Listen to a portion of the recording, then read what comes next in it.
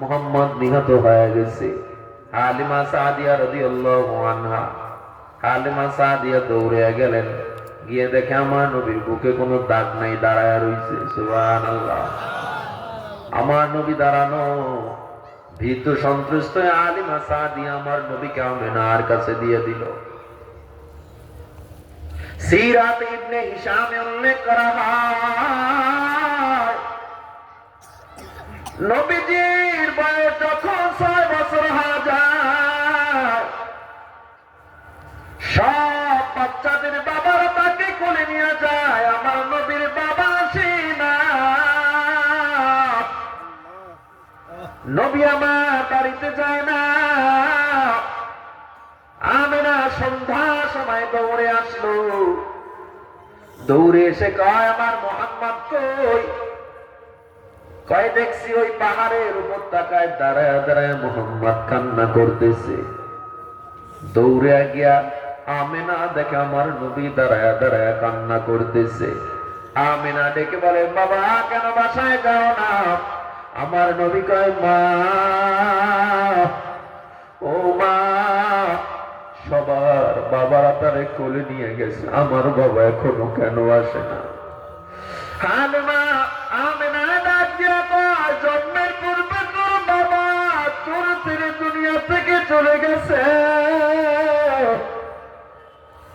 তোর বাবা কবরের বাসিন্দা।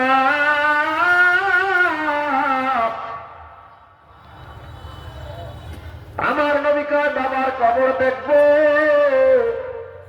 সিরাত ইবনে হিশাম উল্লেখ করা হয়, নবী কবর দেখার জন্য গেলেন। সেখানে গিয়া আমেনা কবর জিয়ারত করতেছে, নবী আমার কবরের দিকে তাকানো। হঠাৎ করে আমেনা অসুস্থ হয়ে ডাক দিয়া কয়, একটু মোহাম্মদ রে আমার কোলে দাও, আমার শরীরটা ভালো লাগতেছে না, বুকটা আমার ব্যথা করতেছে। আমার নবীরে কোলে নিয়ে এবার আমেনা ডেকে বলে, ও আমার মোহাম্মদ,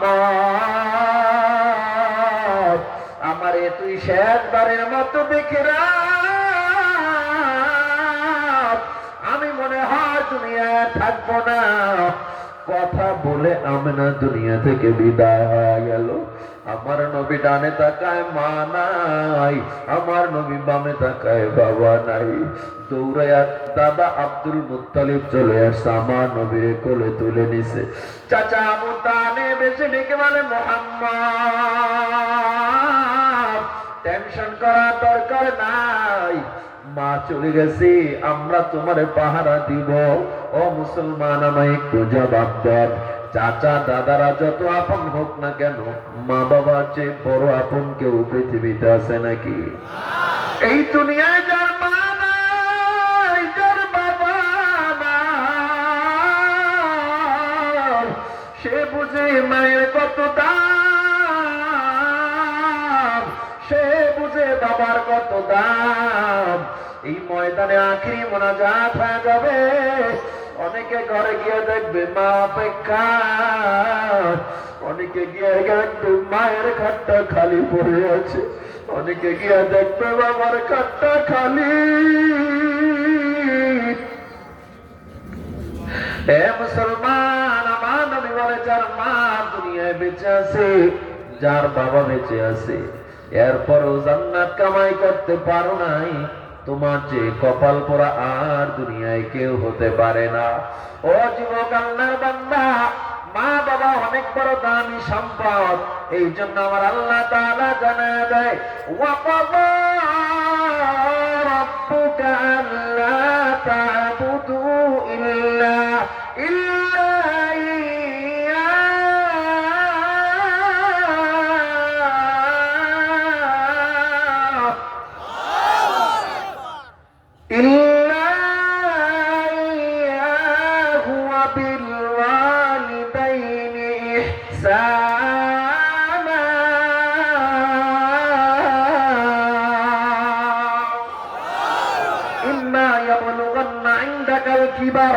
أحدهما أو كلاهما فلا تقل لهما أف ولا تنهرهما وقل لهما قولا كريما। মা বাবার সাথে কেমন ব্যবহার করব। আমার আল্লাহ তাআলা বলে মা বাবা কোনো কথা বলেছে আর তুমি মা বাবার সাথে উফ শব্দ এটাও বলতে পারবা না। মা বাবার সাথে উফ শব্দ পর্যন্ত বলা যাবে না। সহিহ বুখারীর হাদিস, একজন আগন্তুক নবী দরবারে এসে বলে, পয়গম্বর, জাআ রাজুলুন ইলা রাসূলিল্লাহি সাল্লাল্লাহু আলাইহি ওয়াসাল্লাম মান আহাক্কু বিহুসনিন সাহাবাতি। ও নবী, মা বাবার মধ্যে আমি কাকে বেশি স্নেহ, বেশি আদর করব, সম্মান করব, ভালো ব্যবহার করব? ক্বালা উম্মুকা, আমার নবী বলে তোমার মা। ক্বালা সুম্মা মান, নবীর পরে কে? ক্বালা উম্মুকা, নবী আবার বলে তোমার মা। ক্বালা সুম্মা মান, নবীর পরে কে? নবী আবার বলে তোমার মা। ক্বালা সুম্মা মান, নবীর পরে কে? ক্বালা আবাক, এরপর আমার নবী 4 নম্বরে বলে তোমার বাবা। তাহলে